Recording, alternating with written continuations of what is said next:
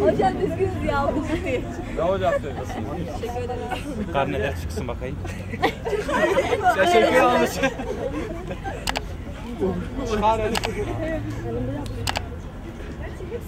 Teşekkür ederim.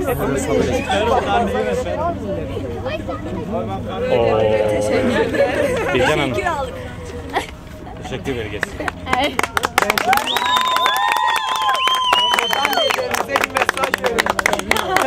Abi Takdir belgesi. İşte. Hocam fotoğraf çekebilir miyiz? Hemen takdir. İşte Diyarbakır, işte gençlik, işte öğrenci.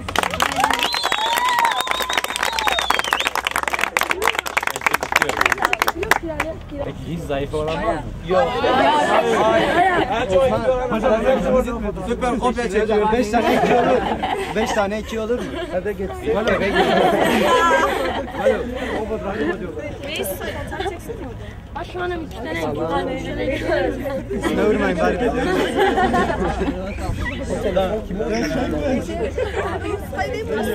Yo iyidir bu. Zaten ilk defa zayıfım gelmedi, ben de dedim iyiydi. Canım. Kimse mezun oldun değil mi? Ana bravo ana. Hadi bak. Şöyle biraz geri gitsin. 5 tane. Sen çekiyorsun. Hadi gelin hep beraber. Hadi çekelim. Gelin hep beraber. Hadi çektirelim. Bu ortamı bulabiliriz değil mi?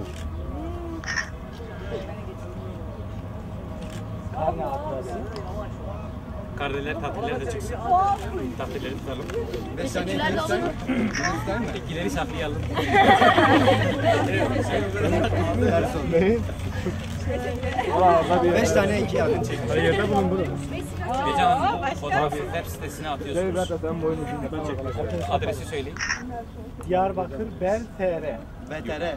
www. Nokta Ben bel.tr. Fotoğrafı orada alıyorsun. çok teşekkür ederim arkadaşlar. Hepinize başarılı diliyorum.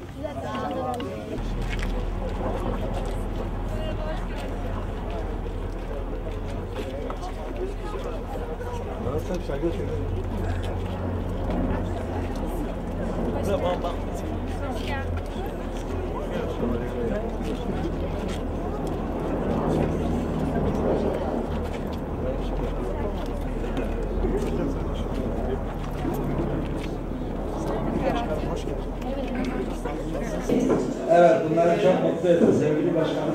Hoş geldin. İnşallah mahcup olmayacağız. Sizce de mahcup olmayacağız inşallah. Bir oteli takılar, vermiş yanında Almanya'dakiler. Evet. Ahmet'in kadar selamlarınızı ileteceğim. Şimdi başkanım okulumuzla ilgili ben sizinle kısalım. Ama başka işleri de yaptık. O öncülük Diyarbakır'da ne yaptık? Bütün sırtlarımız aklımızda. Tebeşir kullanıyor. Çağdaş bilimsel ortamda ve internet aracılığıyla canlı bağlantı kurup öğrenci evinde hasta olsa bile dersi dinleyebiliyor. 15 günü deneme sınavı yapıyor. Her konu bitiminden sonra konu testi ve konu tarama testi uyguluyoruz. Dolayısıyla öğrencilerimizin artık ne özel dersi ne dersine ihtiyaç duyuyor. Bugünkü öğrencilerimizin hemen hemen çoğu diyebilir dersine gitmedi. İştenlikle kutluyorum.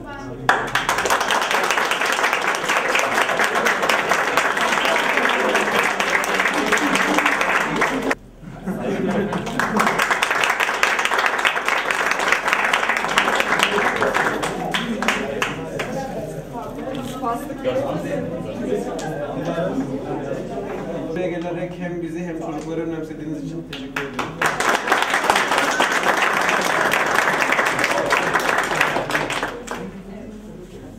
Bir üniversite açma projemiz varmış. Bu üniversitede bize okuyabilecek miyiz?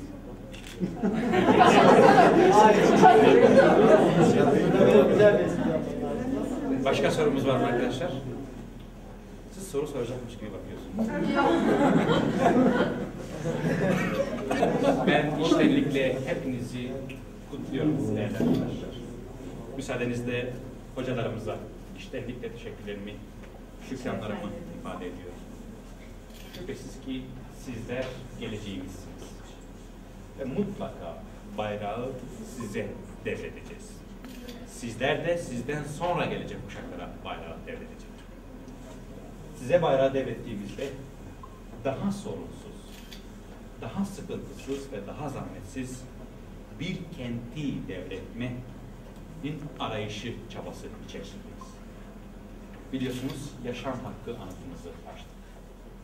Temel hedefimiz bir daha böylesi bir acıyı ne kentimiz ne de dünyanın bir başka coğrafyası yaşamaz üzerine.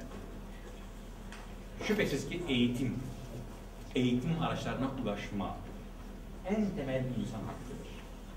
Ve mutlaka onun çabasını bizler de ortaya koyacağız. Öyle üniversiteler olmalı ki kentle iç içe olmalı. Kentin paydaşı olmalı. Kenti geleceğe taşımanın araçları olmalı. Değerli arkadaşlar, önümüzde bir de üniversite süreci var. Ben açık söylüyorum. Öyle bir şekilde kendimizi eğitmeliyiz ki kendi anne dilimiz mutlaka olmalı. Mutlaka. Bunun yanı sıra Türkçe'ye hakim olmalıyız. Bu ikisi yetmez. Mutlaka bir yabancı dile hakim olmalıyız. Bilim çağındayız, iletişim çağındayız. Mutlaka kompütere hakim olmak zorundayız. Böylesi bir gençlik, böylesi bir nesil yetiştirirsek hocam, gelecekten de korkmamıza gerek yok. Tam tersine gelecek bizden korksun. Biz geliyoruz.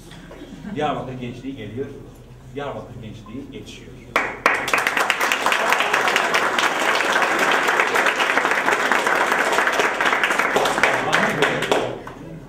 Hiçbir öğrenci arkadaşım başarısız değil. Bir kere bütün başarılı öğrenci arkadaşlarımı ben işlenip kutluyorum.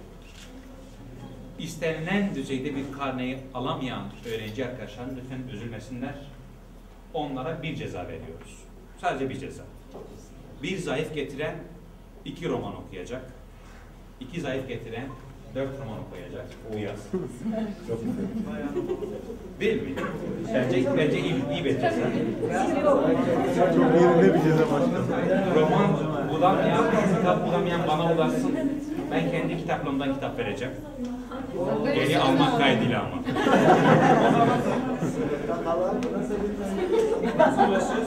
Velilerimize de müsaadenizle bir mesaj iletmek istiyorum. Bir kez daha başarısız öğrencimiz yoktur. Sosyal koşullar, mutlaka onun altında nedenler vardır. Hep birlikte o nedenleri ortadan kaldırmamız lazım. Dünyanın sonunda değildir. Hani bir zayıf. Ben de zaman zaman zayıf getiriyorum. Bunu kayda koyma. Hadi. Ama telafi etme imkanı kesinlikle vardır. Yeter ki azim olsun, yeter ki kararlılık olsun. Zayıf falan da bizi korkutmaz. Onun için kimse kimseye kızmasın. Size kızarlarsa yine bana gelin. Bu çok iyi. Bana www.diyarbakır.bld.tr adresinden ulaşabilirsiniz. E-mailden direkt bana ulaşabilirsiniz. Günde 3 kere okuyorum. Size geri dönerim. Tamam mı? Bir kez daha işlerinde hepinize başarı diliyorum arkadaşlar.